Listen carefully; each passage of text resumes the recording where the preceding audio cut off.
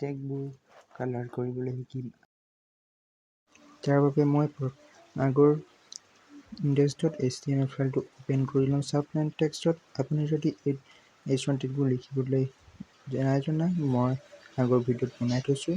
ভিডিঅ'টো আপুনি আই বুটানত পাই যাব। আহক আমি আৰম্ভ কৰোঁ আজিৰ টিউটৰিয়েলটো। ফাৰ্ষ্ট আপুনি ওপেন কৰি লওক আগৰ টিউটৰিয়েলটোৱেই index.html ফাইলটো। তাৰপিছত ষ্টাইল টেগটো শেষৰ লাইনটো পাছত লিখিব। ফাৰ্ষ্টে আমি SK ষ্টুডিঅ' খোলা H1 টেগটো ৰং কৰিম।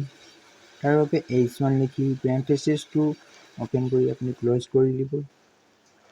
তাৰপিছত তলত লিখিম কালাৰ এট্ৰিবিউটটো লৈ ইয়াত লিখিম কালাৰ ব্লু কৰিম।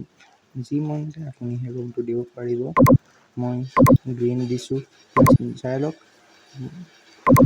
ব্ৰাউজাৰত চেক কৰি লওক। দেখিছে আপুনি SK ষ্টুডিঅ'টো গ্ৰীণ কালাৰ হৈ ওলাইছে। তাৰপিছত আমি H2 টেগটো ৰং কৰিম।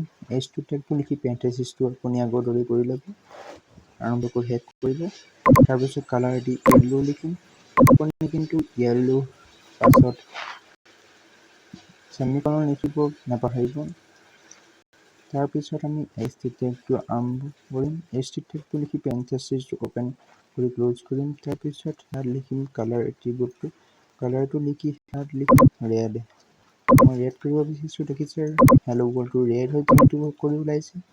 তাৰপিছত আমি H4 টেগটো আৰম্ভ কৰিম।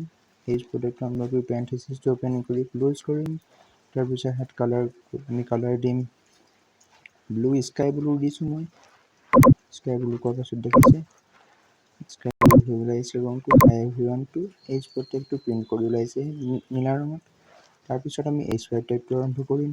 পেৰেণ্ঠেছিছটো আগৰ দৰে কৰি ল'ম। তাৰপিছত কালাৰ দিম আমি তাত ব্ৰাউন কালাৰটো দিম। তাৰপিছত আমি ৰিফ্ৰেছ মাৰি দেখিম। দেখিছে নিউ HTML টেগটো আপোনাৰ চকুৰ সন্মুখতে ব্ৰাউন কালাৰ হৈ ওলাইছে। তাৰপিছত আমি H6 টেগটো ৰং কৰিম।